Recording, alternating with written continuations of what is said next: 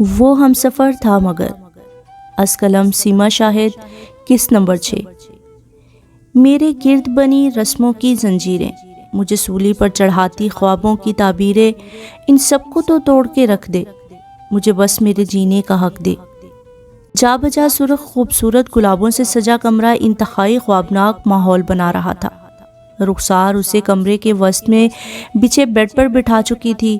سب cousin لڑکیوں کو کمرے سے نکال کر وہ سویرا کے پاس آئیں۔ سویرا، میری بہن، مجھے پتا ہے تم اس وقت کن خدشات سے گزر رہی ہو، بس میری ایک بات یاد رکھنا، تمہارا اور شہریار کا یہ رشتہ اللہ کے حکم سے بنا ہے۔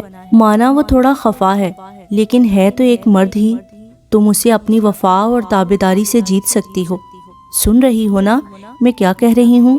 انہوں نے خاموش بیٹھی اپنی حنائی ہتھیلیوں کو تکتی سویرا کو مخاطب کیا۔ جی آپی، وہ بامشکل اسبات میں سر ہلاتی ہوئی بولی۔ بس تم جو شہریار کہے مانتی جانا، شروع کا یہ مشکل وقت گزر جائے گا، پھر شاہو تمہاری ہر بات مانے گا، بس تم صبر کا دامن ہاتھ سے نہیں چھوڑنا۔ انہوں نے پیار سے اس کے ہاتھ تھپ تھپائے۔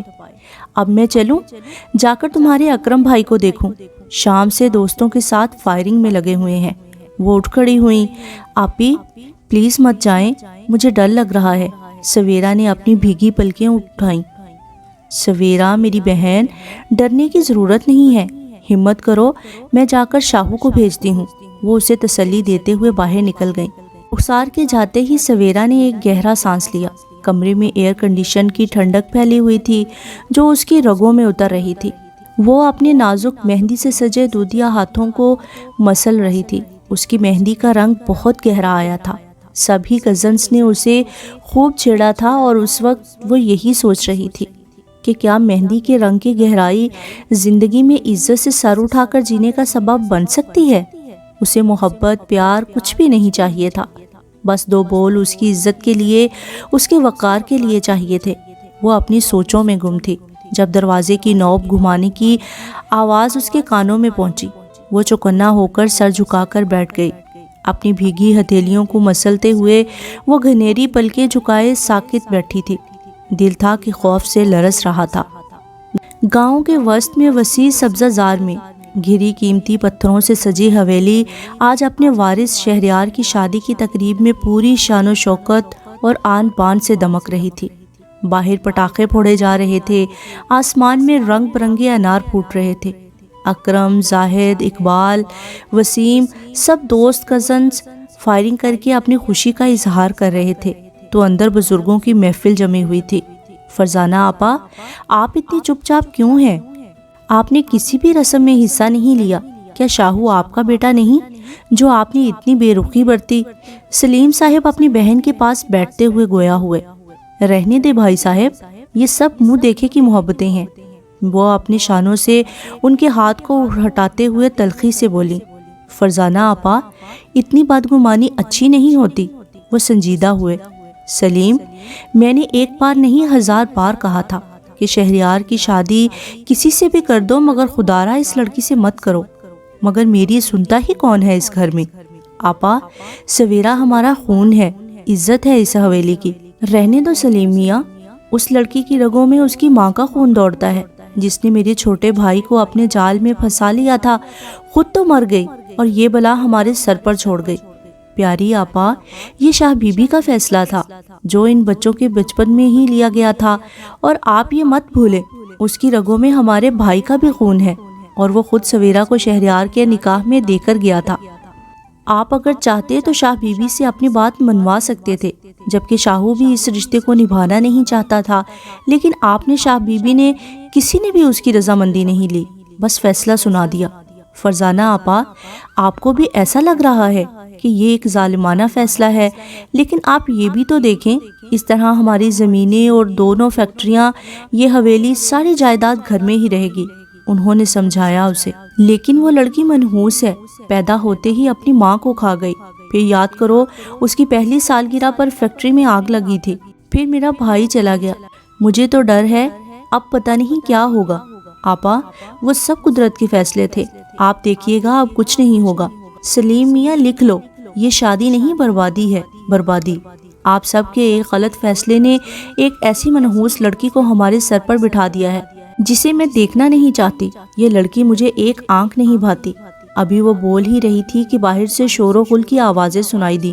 میاں، جا کر ان لڑکوں کو منع کرو، خوشیاں تو ایسے منا رہے ہیں جیسے کوئی ملکہ بیاہ کر آئی ہو۔ وہ تلملا کر بولی۔ سلیم ماموں، ایک لڑکا اب دوڑتا ہوا آیا، اکرم بھائی کو گولی لگی ہے، قادر بھائی انہیں ہسپتال لے گئے ہیں۔ ہائے اللہ میرا بیٹا! فرزانہ کے تو کلیجہ پر ہاتھ پڑا۔ رخسار بیٹی، سلیم صاحب نے اونچی آواز لگائی۔ جی بابا سائیں۔ رخسار اندر داخل ہوئی۔ بیٹا جلدی سے میرا فون لاؤ۔ سب ٹھیک تو ہے بابا سائیں؟ آپ کی طبیعت تو ٹھیک ہے؟ رخسار نے پریشانی سے ایک نظر روتی ہوئی پھپھو پر ڈالی۔ بنو، اب سب ٹھیک کیسے ہوگا؟ اس لڑکی کی منحوسیت میرا بیٹا کھا گئی۔ ہائے میرا اکرم! فرزانہ رو پڑی۔ کیا کہہ رہی ہیں پھپھو؟ رخسار نے سہمی ہوئی نظروں سے باپ کو دیکھا۔ کچھ نہیں بیٹا، تم اندر سے میرا والٹ اور سیل لاؤ۔ اکرم کو گولی لگی ہے، لڑکے اسے ہسپتال لے گئے ہیں، مجھے بھی نکلنا ہے، وہ رسان سے بولے۔ بابا سائیں، وہ ٹھیک تو ہیں؟ رخسار نے بمشکل آنسو پیتے ہوئے پوچھا۔ سب ٹھیک ہوگا، تم بس دعا کرو، اپنی ماں اور شاہ بی بی کا خیال رکھنا، میں ہسپتال پہنچ کر صورتحال بتاتا رہوں گا۔ شہریار کافی دیر سے حویلی کے پچھلے حصے میں اسموکنگ کر رہا تھا۔ رخصتی ہو چکی تھی، شاہ بی بی اسے ڈھیروں دعائیں اور کمرے میں جانے کی ہدایت دے چکی تھی، اور وہ سب سے نظر بچا کر اس گنجان حصہ میں کھڑا ہوا تھا۔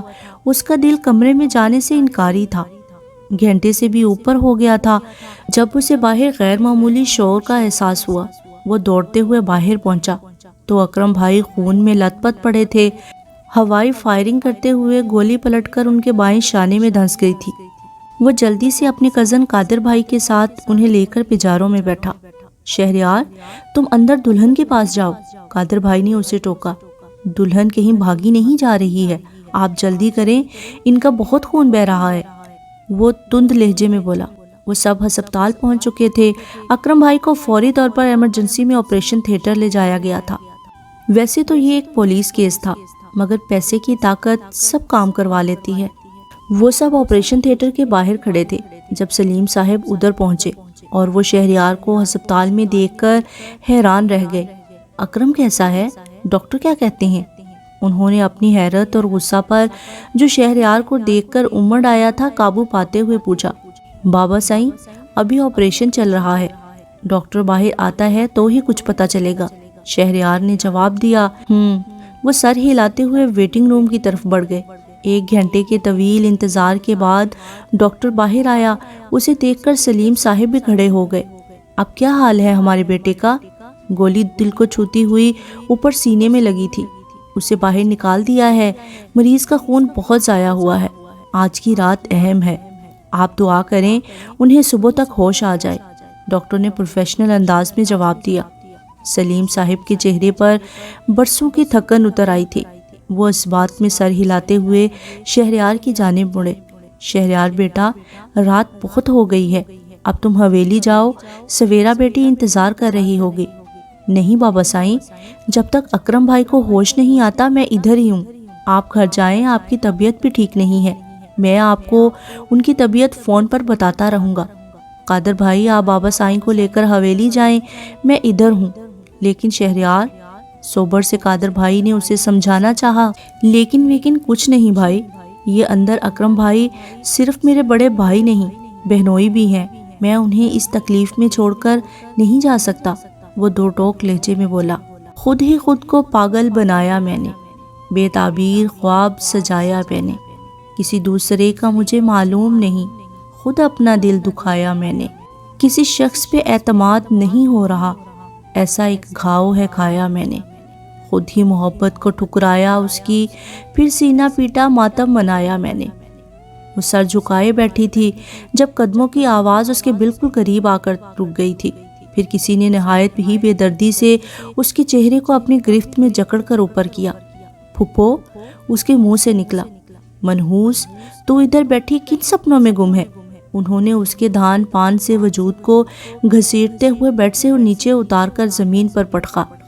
تیری وجہ سے، صرف تیری وجہ سے آج میرا اکرم ہسپتال میں ہے، غلطی میری ہی ہے جو میں نے تجھے پیدا ہوتے ہی نہیں مار دیا۔ نہ تم اپنی منحوسیت لے کر اس خاندان میں آتی، نہ ہی آج میرا بیٹا ہسپتال میں ہوتا۔ وہ اسے زور زور سے پیٹ رہی تھی۔ سویرا کی بے یقین نظریں فرزانہ پھپھو کی آنکھوں سے ٹکرائی جن سے شرارے پھوٹ رہے تھے۔ پھپھو، آپ سویرا کی سسکی ابری۔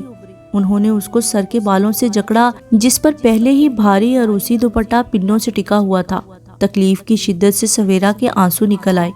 یہ رونے دھونے اور مظلومیت دکھانے کا ڈرامہ بند کرو۔ اس طرح تم اپنے تایا کو متاثر کر سکتی ہو، مجھ پر ان ڈھکوسلوں کا اثر نہیں ہوتا، اور نہ ہی میں تمہارے ان مگرمچھ کے آنسوؤں سے متاثر ہو سکتی ہوں۔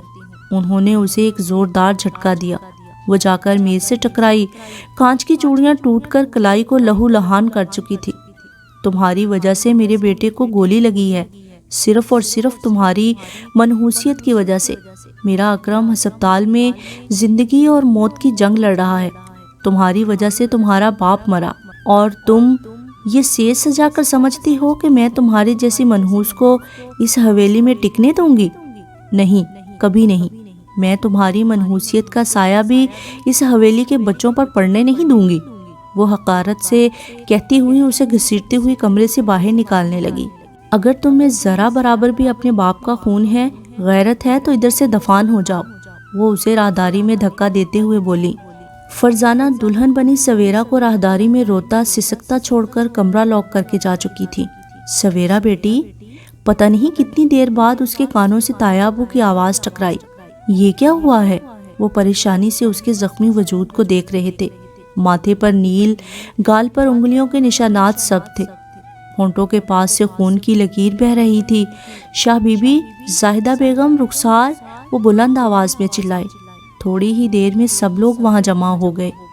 کس نے اس بچی کا یہ حال کیا ہے؟ وہ غرائے۔ شاہ بی بی تو سویرا کو اس حال میں دیکھ کر دہل گئیں۔ رخسار، تم فوراً سویرا کو میرے کمرے میں لے کر آؤ، اور زاہدہ، آپ فرسٹ ایڈ باکس لے کر آئیں۔ شاہ بی بی نے ہدایت دی۔ ویرانی سی چھائی ہے، اداسی ہے آنکھوں میں، بے چین سا دل ہے میرا، بے سکون سی میری روح ہے، سمجھنے سے قاصر ہوں حالت اپنی۔ کوئی تو بتائے کہ زندگی کی راہوں میں تلخی کیوں اس قدر ہے؟ درد کا یہ سفر جانے کب ختم ہوگا؟ لا حاصل سی اب تو منزل حیات لگتی ہے، بے سبب سی اب تو یہ زندگی لگتی ہے۔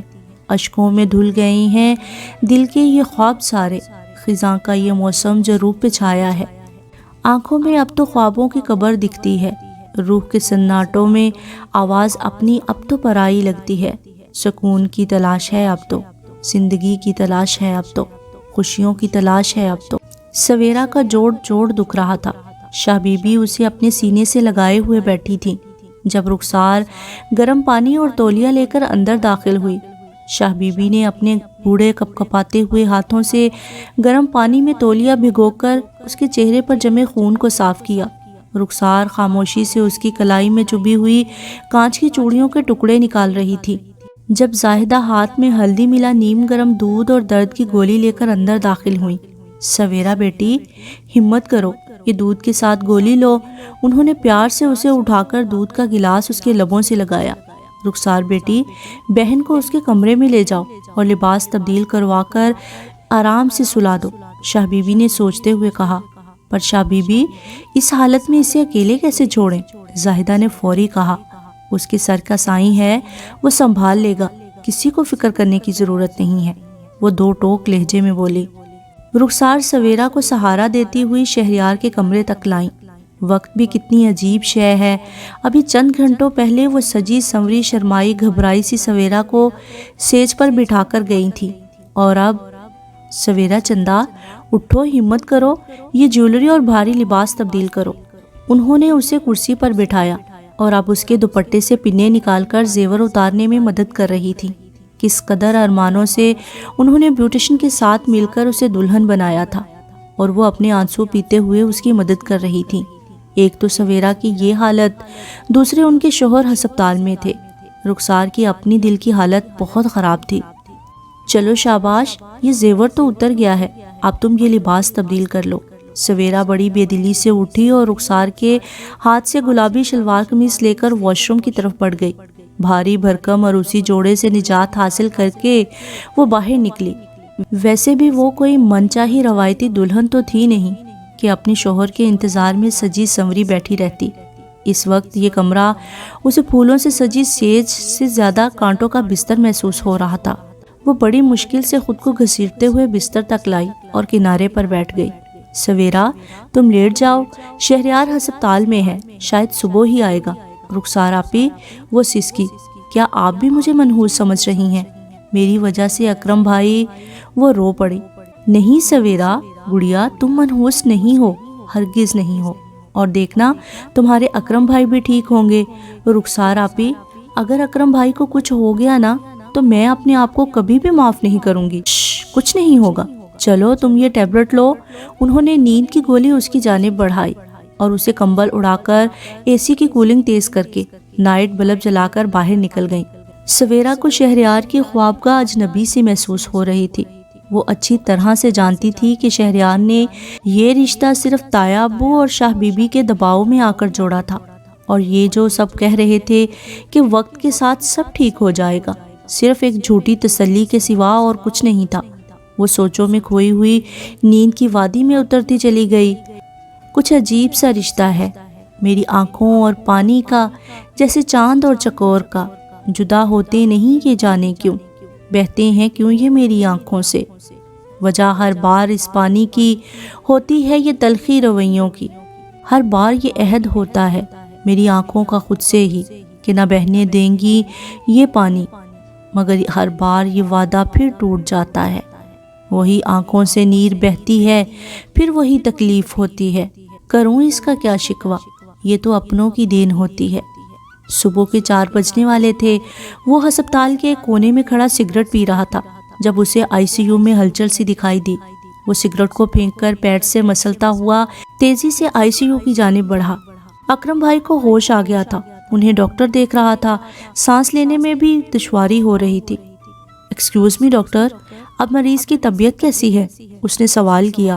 ہوش آ گیا ہے، خطرے سے باہر ہیں، انہیں جلد ہی روم میں شفٹ کر دیا جائے گا، ڈاکٹر پروفیشنل انداز میں جواب دیتے ہوئے آگے بڑھ گیا۔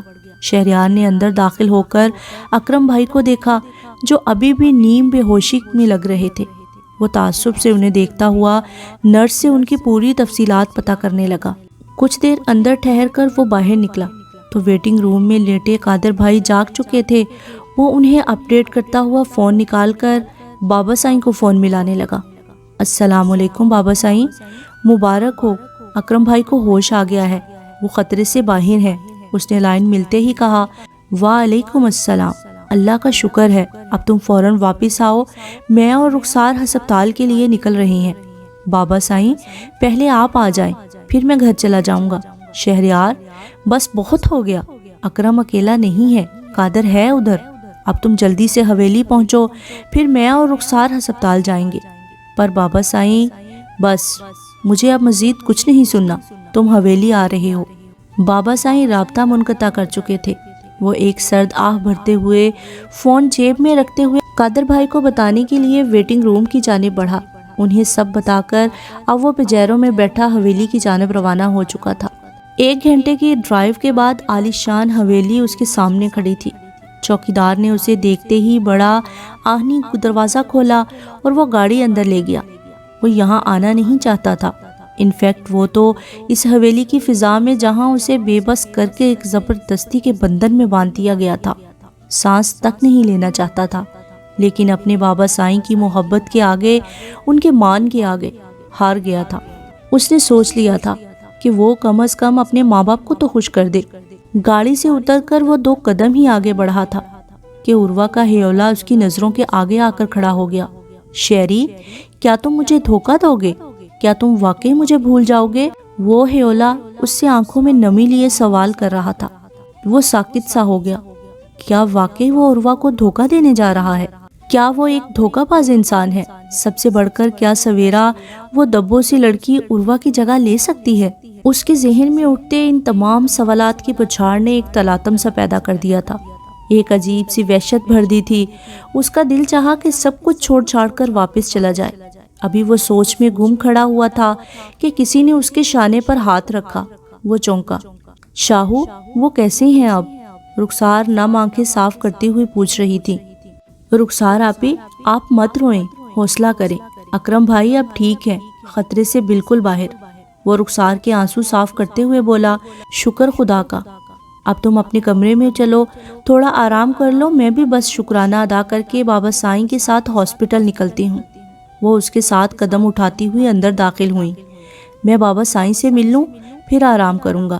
بابا سائیں کی ابھی کچھ دیر پہلے ہی آنکھ لگی ہے، گھنٹہ بھر سونے دو، پھر تو فجر پڑھ کر ہسپتال نکلنا ہے۔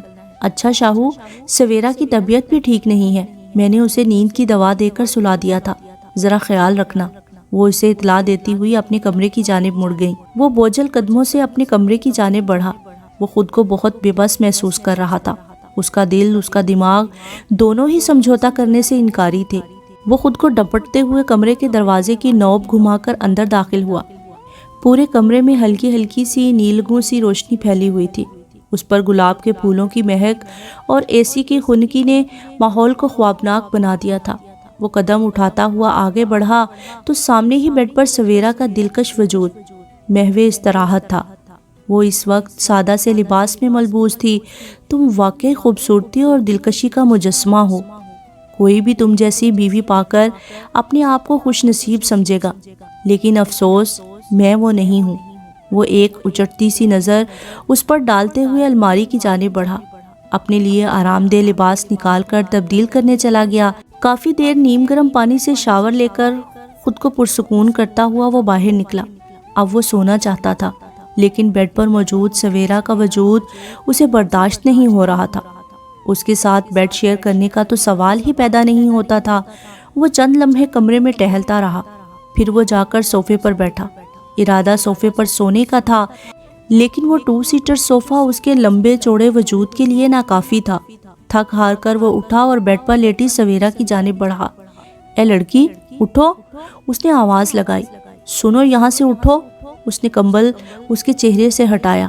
جب سویرا ٹچ سے مس نہیں ہوئی تو وہ بھناتا ہوا بیڈ روم فریج کی طرف بڑھا اور ٹھنڈے پانی کی بوتل نکال کر بیڈ کی جانب پلٹا۔ وہ بیڈ روم فریج سے ٹھنڈے یخ پانی کی بوتل نکال کر بیڈ پر محو استراحت سویرا کے پاس آیا۔ بوتل کا ڈھکن کھول کر اس کے چہرے پر پانی کے چھینٹے مارے۔ وہ نیند میں کسمسائی۔ نیلگوں روشنی میں اس کا خوبصورت چہرہ اپنی پوری دلکشی کے ساتھ اس کے سامنے تھا۔ اس رشتے سے ہزاروں اختلافات کے باوجود وہ اس کے وجود کی دلکشی اور خوبصورتی سے نظریں نہیں ہٹا پا رہا تھا۔ سیاہ سلکی لمبے چمکیلے بال تکیے پر پھیلے ہوئے تھے۔ اس کا بے ساختہ دل چاہا کہ انہیں چھو کر دیکھے۔ وہ اس کی سمت جھکا۔ ابھی اس نے مشکبو زلفوں کو چھونے کے لیے ہاتھ بڑھایا ہی تھا کہ اس کا فون بجنے لگا۔ وہ جیسے بیدار سا ہوا اور تیزی سے دور ہٹتے ہوئے بوتل کو سائڈ ٹیبل پر رکھ کر فون چیک کرنے لگا۔ عروہ کالنگ، جگمگا رہا تھا۔ ہیلو، کدھر ہو شہری؟ جب سے گئے ہو لگتا ہے اپنی فیملی میں الجھ کر مجھے بھول گئے ہو۔ عروہ کی روٹھی ہوئی آواز گونجی۔ عروہ، میں یہاں تفریح کرنے نہیں آیا ہوں، اور فون تم نے خود اگنور کیا تھا۔ وہ روکھے لہجے میں بولا۔ ہاں تو جب تم مجھے اگنور کرو گے تو پھر مجھے بھی تو غصہ آئے گا۔ ویسے بھی ایک تو مجھے اکیلا چھوڑ گئے ہو، اوپر سے پہنچ کر کال بھی نہیں کی۔ بولو، ابھی فون کرنے کی زحمت کیسے کر لی تم نے؟ غصہ اتر گیا کیا؟ وہ صوفے پر بمشکل لیٹتے ہوئے بولا۔ فون نہ کرتی تو کیا کرتی، تمہارے بغیر رہ بھی تو نہیں سکتی۔ وہ دل گرفتگی سے بولی۔ دیکھو عروہ، یاد رکھنا میں یہ نخرے اٹھانے والا آدمی نہیں ہوں، مجھ سے سیدھی سادی بات کیا کرو۔ اچھا چھوڑو سب، یہ بتاؤ اپنے پیرنٹس سے ہماری شادی کی بات کی؟ عروہ ہنی، میں یہاں بابا سائیں سے ملنے، ان کی عیادت کرنے آیا ہوں، شادی کی بات کرنے نہیں۔ شیری، آئی ایم مسنگ یو اے لاٹ۔ وہ اداسی سے بولی۔ ڈونٹ وری ہنی، میں کچھ دنوں میں واپس آ جاؤں گا۔ بہت ہی روڈ ہو تم، ذرا بھی رومانٹک نہیں ہو۔ کیوں، اب کیا کیا میں نے؟ تمہیں کہنا چاہیے تھا کہ I miss you too, love you بھی کہہ سکتے تھے۔ کافی دیر عروہ سے باتیں کرنے کے بعد وہ بڑی مشکل سے صوفے پر ہی آڑا ترچھا ہو کر لیٹ گیا۔ نیکسٹ ایپیسوڈ کے لیے میرے چینل کو سبسکرائب کر لیجئے اور بیل نوٹیفیکیشن دبانا بالکل نہ بھولیں تاکہ نیکسٹ ایپیسوڈ بر وقت آپ تک پہنچے۔ اور ہاں، اپنی فیڈ بیک دینا بھی نہ بھولیے گا، مجھے آپ کی فیڈ بیک کا انتظار رہے گا۔ شکریہ۔